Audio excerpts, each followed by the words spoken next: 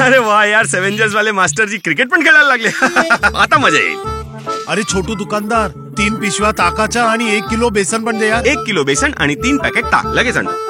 ताक आणि बेसन म्हणजे आज दहीपुरी नाहीतर कढी बनवत असतील टोपे भाई आज, असंच वाटतंय मला तरी.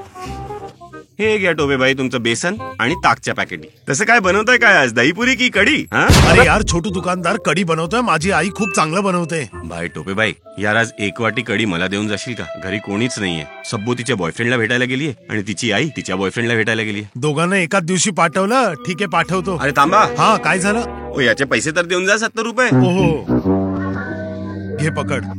ओ भाई, हे तर 50च आहेत फक्त. अरे मग कढी नाही घेणार? 1 वाटी 20ची कढी झाली. हरामखोर. अरे ऐके, 20 रुपये अजून घेऊन जा आणि 4 पोळ्या पण घेऊन ये येताना. गेला कुठे? ओय